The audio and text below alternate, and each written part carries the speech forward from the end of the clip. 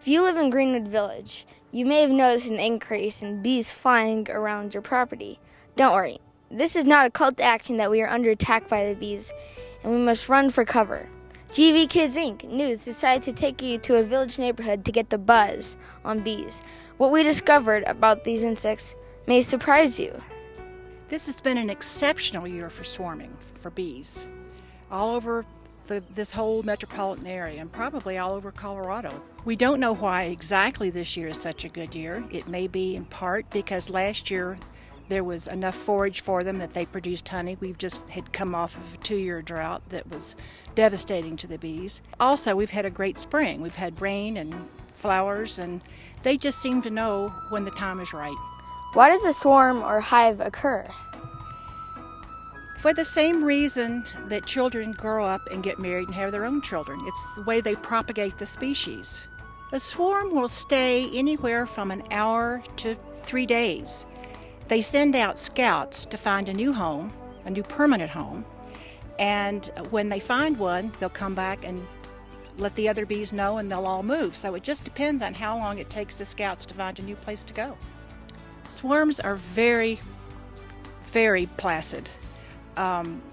If there's a swarm right here, I wouldn't have to suit up. Did you know there are about 25,000 types of bees in the world, and that most species are actually solitary, that males cannot sting, and that collectively they help to pollinate an estimated 1/3 of all the food we eat? Bees are not only important to humans, they play a crucial role in our environment. There are 3 different kinds of bees.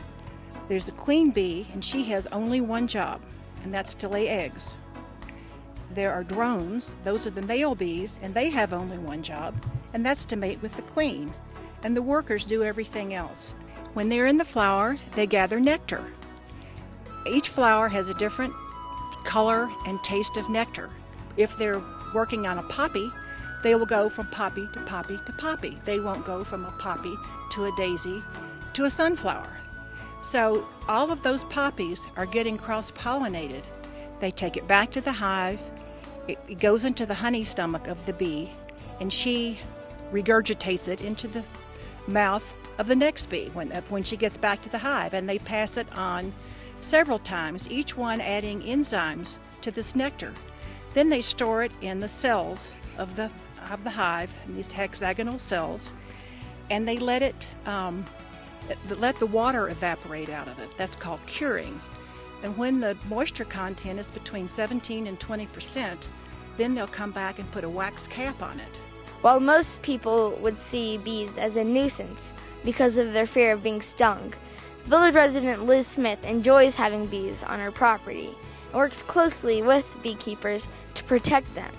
When I got this property, I used to have horses on it, and then when I stopped having horses, I thought it would be a great opportunity as I learned more about the bees and the relevance and how they play such a huge role in our lives, to have an invitation to some beekeepers to bring their bees here to utilize all the beautiful flowers and we have in the spring and the fruit trees right off of the Highline Canal. Well, first of all, what I've done is I've re-landscaped a lot of my property. As you can see right here, we have an incoming garden, which is going to have vegetables and fruit and berries, and also a lot of plants that the bees like. So what I've done is I've invited beekeepers to come and put their beehives here, and they maintain them, but I assist them in any way that I can. I'm kind of a scout, especially in the springtime. If I'm working outside and I see that one of the hives is swarming, I'll call them because that means that they're looking for another place to live. If you have bees on your property, residents are asked not to spray, but rather call a local beekeeper or a professional hive removal company and follow some basic tips.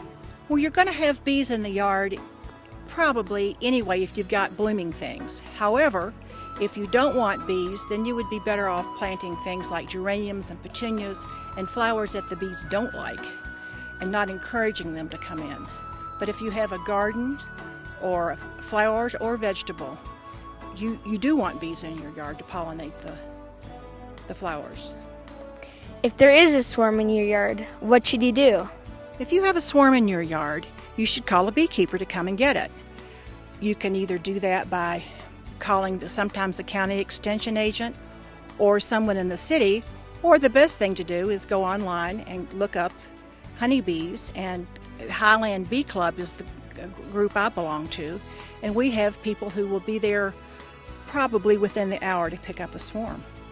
Residents should protect bees, Jared, because the bees have been disappearing, and they've been disappearing for a long time.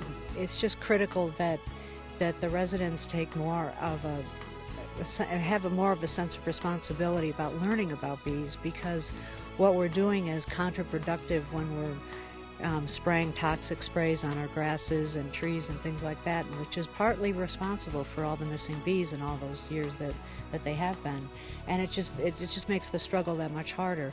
And I think that if any of the residents are like I am, the more that you get to know about bees, the more you wrap around it. There is so much to it, the whole democracy of bees and everything about it, that you can't help but just fall in love with the whole process and what they do and how important they are to us.